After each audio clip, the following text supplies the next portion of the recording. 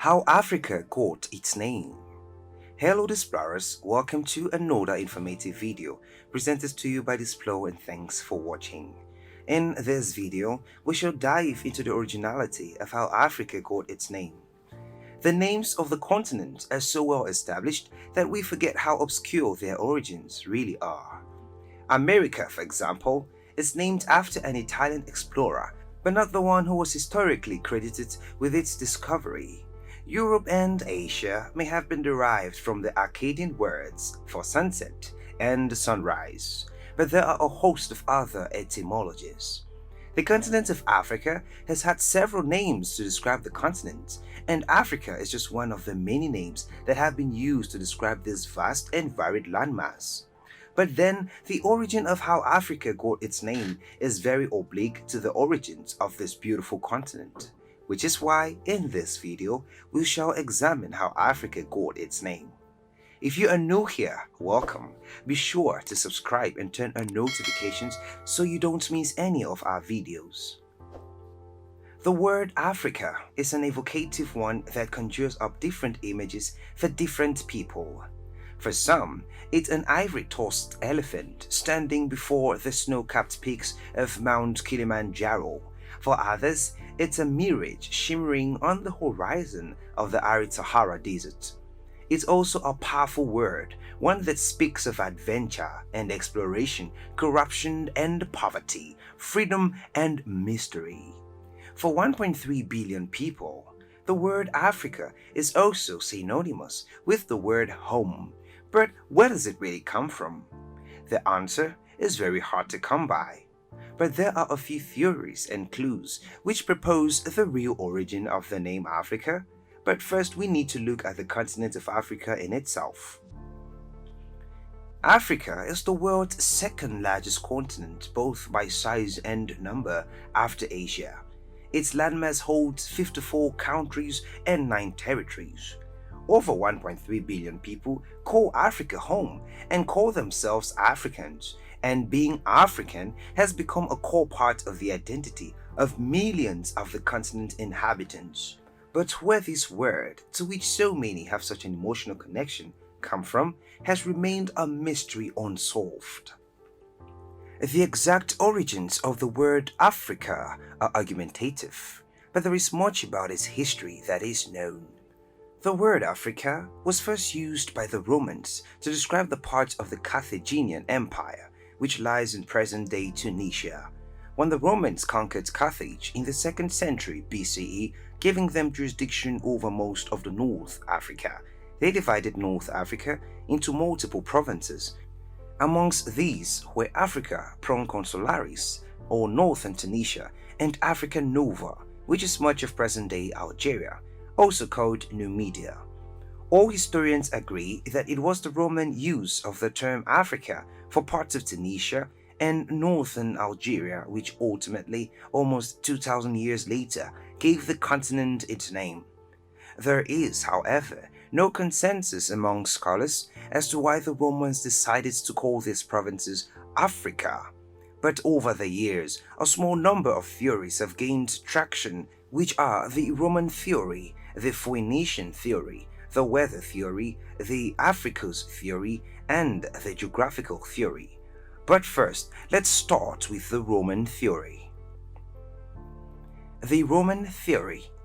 Some believe that the word Africa came from the Romans, who named the land they discovered on the opposite side of the Mediterranean after a Berber tribe living in the Carthage area, which is now modern-day Tunisia. Different sources give different versions of the tribe's name, but the most popular is Afri. It is thought that the Romans called the region Afri Terra, meaning the land of the Afri. Later, these could have become contracted to form the single word Africa. Alternatively, some historians suggest that the suffix "ika" could also have been used to mean the land of the Afri, in much the same way that Celtica, a region of modern-day France which was named after the Celtae or Celts that lived there. It is also possible that the name was a Roman misinterpretation of the Berbers' own name for the place in which they lived. The Berber word Ifri means cave, and could refer to the place of the cave dwellers. All of these theories alone weighted by the fact that the name Africa has been in use since Roman times, although initially it only referred to North Africa. The Phoenician Theory. The other theory acclaimed to the origin of the name Africa is that the name Africa was derived from two Phoenician words, friki and farika, thought to translate as corn and fruit. The assumption is that the Phoenicians created Africa as a land of corn and fruit.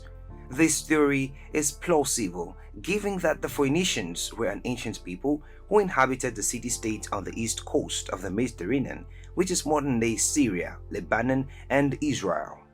They were adept seamen and prolific traders, and would have crossed the sea to trade with their ancient Egyptian neighbors.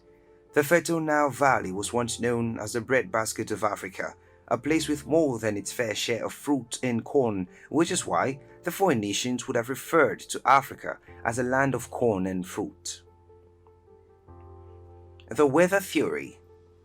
The next theory purporting the origin of the name of Africa is the weather theory. Just as several other theories are connected to the continent's climate, some believe that the word Africa is a derivation of the Greek word Afrika, which translates as the land that is free from cold and horror. Alternatively, it could be a variation of the Roman word Aprica, meaning sunny, or the Phoenician word Afar, meaning dust. Even though in reality, Africa's weather cannot be so easily generalized, given the continent comprises 54 countries and countless different habitats ranging from barren deserts to lush jungles. However, ancient visitors from the Mediterranean remained in North Africa, where the weather is consistently warm, sunny, and dusty, which could have resulted to the weather theory being a possibility too. The Africus Theory.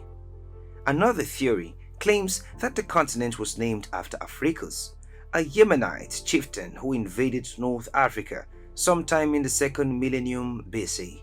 It is said that Africus founded a settlement in his newly conquered land, which he named Africa. Perhaps his desire for immortality was so great that he ordered the entire landmass named after himself as well. However, the event on which this theory is based took place so long ago that the truth of it is now difficult to prove and not so clear. The Geographical Theory. This theory suggests that the continent's name came from even further afield, brought by traders from modern-day India. In Sanskrit and Hindi, the root word Apara or Africa literally translates as a place that comes afar. In a geographical context, this can also be interpreted as a place to the west. The Horn of Africa would have been the first landmass encountered by explorers crossing westwards over the Indian Ocean from the south of India, which is how this theory also became a plausible one as well. Besides these theories, several other theories exist which are all attempting to explain the name of Africa. Some include the Libyan theory, the Further Sunset theory, the Guinea theory, and several even more.